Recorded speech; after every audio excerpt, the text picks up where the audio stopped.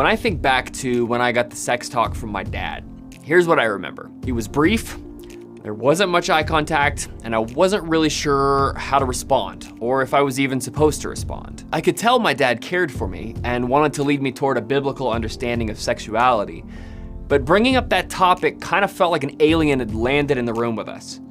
It wasn't clear that I could or should ask the questions that I had. Apparently, this experience is common enough that Planned Parenthood thought they could market a solution to it. They released a chatbot named Rue, which is designed to answer any teen's questions about sex with privacy, confidentiality, and a completely unbiased worldview. Just kidding. One of the most popular questions is, what's the right age to have sex for the first time? In response, Rue says that the average age is around 17. But that we shouldn't really worry about that and should do it whenever it feels right to us. Then Rue posts a great big cursive GIF that says, "You do you." Sexuality is one of the most fascinating parts about being alive, and every generation wants answers about it. And they will get answers. The only questions are, who will they get answers from, and what worldview will they be shaped by? But before we go there, let's flash back. Growing up, where did you get answers about sex? Today, we live in a culture where the conversation doesn't stop.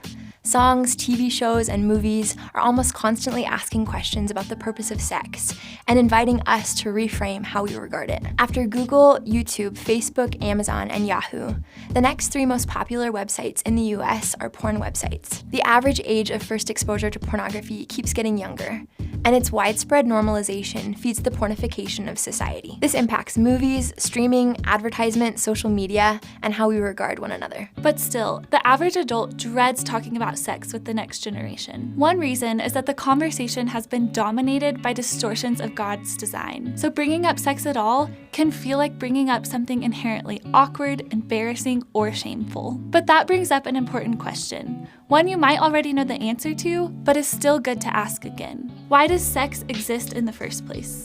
As Christopher West wrote in Theology of the Body for Beginners, to ask questions about the meaning of the human body starts us on an exhilarating journey that, if we stay the course, leads us from the human body to the mystery of sexual difference, from the mystery of sexual difference to the mystery of a holy communion in one flesh, from the mystery of this union in one flesh to the mystery of Christ's holy communion with the church, see Ephesians 5:31-32, and from the holy communion of Christ and the church to the eternal holy communion of Father, Son, and Spirit. In short, pondering the deepest meaning of the human sexual body leads us step by step into the heart of the mystery of God Himself. As a friend of ours put it, what if sex is actually one of the greatest evangelistic opportunities that Christians have? The desire that God gives us for sex and sexuality was created as a signpost to these holy, eternal relationships, a tiny glimpse into God's desire to bring us, His church,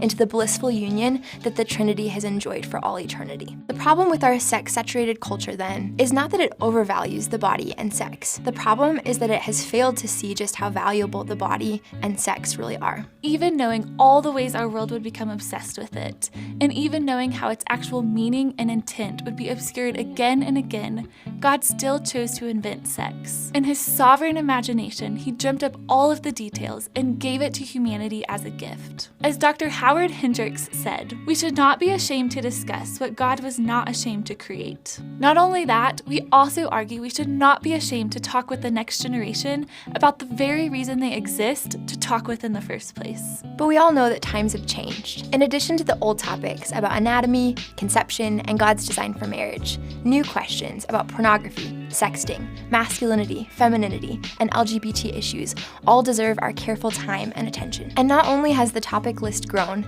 the time commitment has too. In the past, just one talk might have been enough to create a screen that would permanently filter out all temptation and answer all questions and equip the next generation with everything they needed to live out their sexuality in a healthy way. But today, there's so much more to sift through. Growing up, I only had one talk with my parents around the dinner table. Today, we are living in the toughest era ever to have this sex talk. As a parent of a teenager myself, I often feel ill-equipped.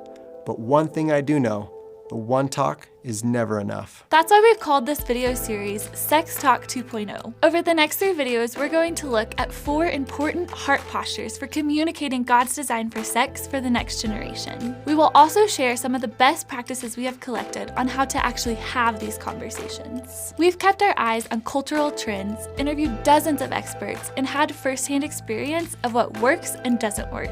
And we're excited to bring you the best of what we've learned. We'll answer questions like, when should I start talking to my kids about sex? What all should we cover in our conversations? What do I do if my kids are older and we never really did open this door? How much of my own testimony should I share? Does talking about sex with my kids mean they will more likely act out sexually?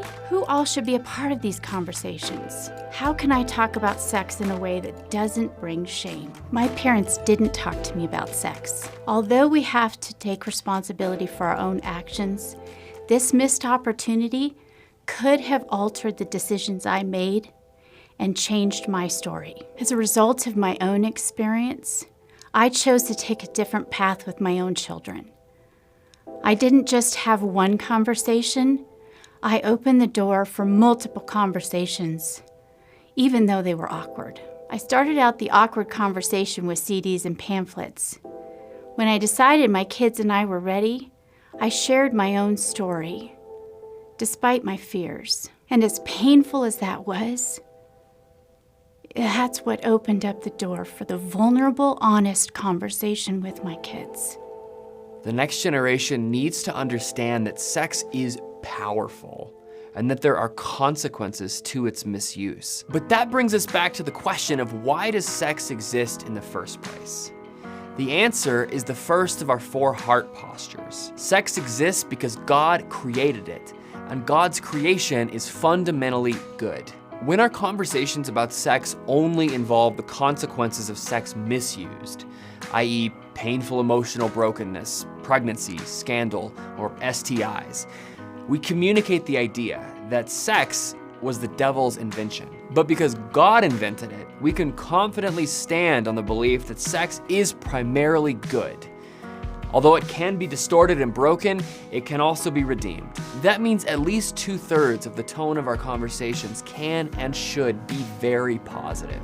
When we start with the recognition that sex was God's invention, it's easier to trust that God's restrictions around it are good gifts, given to help us flourish in the way that He intended. And we love the idea that you could be a part of helping the next generation see this. We love the idea that they wouldn't have to get their answers from peers, from Planned Parenthood's chatbot, or from pornography, because more caring adults like you were equipped to be the next generation's go-to resource for all their questions about sexuality. So again, the first heart posture is that God's design for sex is fundamentally good. In our next videos, we're going to talk about the next 3 heart postures and discuss sexting, lust, celibacy, LGBT questions, and what the prudish view of the body and the pornographic view of the body have in common. And we'll get very technical about how to translate these lofty ideas to the next generation. And we're not going to hold back in these videos, but we also know we're only scratching the surface.